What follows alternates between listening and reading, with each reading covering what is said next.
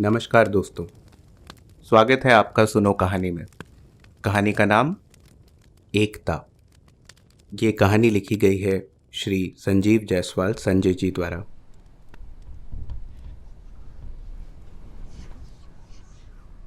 जैसे किसी शांत झील में पत्थर फेंक दिया हो, चंदन के वन में आग लगा दी गई हो, कुछ ऐसा ही हुआ। शहर के एक कोने से अचानक एक अफवाह ने सर उठाया। धर्म के ठेकेदारों ने उसे हवा दी।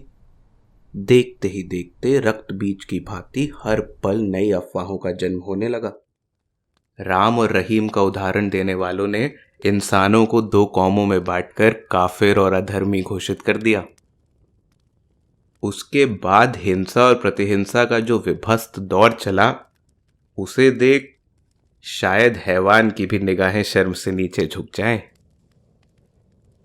पूरा शहर जातीयता के दावानल में धधक रहा था, किंतु इस विध्वंसात्मक नाटक के सूत्रधार स्वामी जी और मौलाना साहब विदेशी पैसे से खरीदी मदिरा के प्याले में डूबकर सफलता का जश्न मना रहे थे। तभी एक चेले ने आकर खबर दी, उस्ताद, आज की लूट में 2 नायाब हीरे हाथ लगे हैं। उम्र? स्वामी जी ने अपने होठों पर जीभ फेरते हुए पूछा। कमसिन है, उत्तर मिला। और जाति?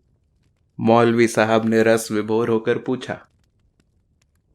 एक हिंदू है और दूसरी मुसलमान। मुसलमान को मेरे कमरे में और हिंदू को मौलवी साहब के कमरे में पहुंचा दो। स्वामी जी ने आज्ञा दी। आज्ञा का पालन हुआ। शराब और शबाब के संगम में नींद की नदी रीति ही रह जाती है। पांव फट चुकी थी, किंतु रात की खुमारी अभी भी दोनों मठाधीशों की आंखों में छाई हुई थी। हवा का रुख भांपने दोनों अपने अपने कमरों से बाहर निकले। कौन कहता है कि मुसलमान बुरे होते हैं? मुझे तो कल रात साक्षात स्वर्ग के दर्शन हो गए। स्वामी जी ने मौलवी साहब के कंधों पर हाथ रखते हुए कहा। लेकिन पंडित, मुझे तो अपनी हूरों के मुकाबले तुम हिंदुओं की अप्सराएं ज्यादा अच्छी लगती हैं।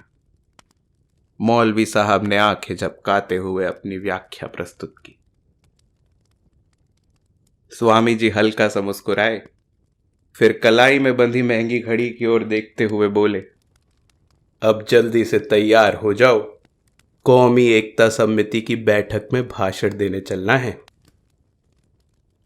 चलने से पहले अगर अपने अपने धर्मों की चाशनी चख ली जाए तो कैसा रहेगा? मौलवी साहब ने प्रस्ताव रखा।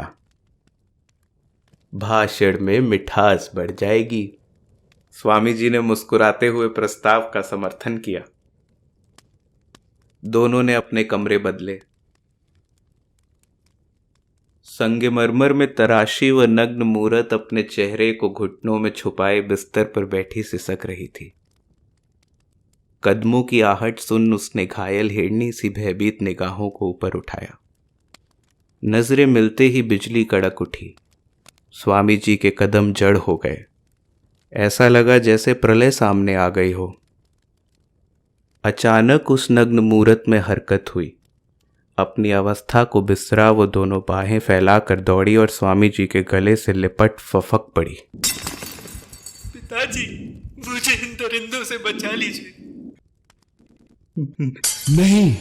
स्वामी जी पूरी ताकत से उसे परे ढकेल कमरे से बाहर दौड़ पड़े। सामने वाले कमरे से मौलवी साहब दीवानों की तरह अपने बाल नोचते हुए चले आ रहे थे। करीब आते ही वे स्वामी जी का गिरेबान थाम चीख पड़े। पंडित कमीने, तूने मेरी सकीना को भी नहीं छोड़ा। दोनों गुत्थम गुत्था हो गए। बाहर एकत्रित अमन पसंद नागरिकों की भीड़ हिंदू मुस्लिम एकता के नारे लगा रही थी। शुक्रिया।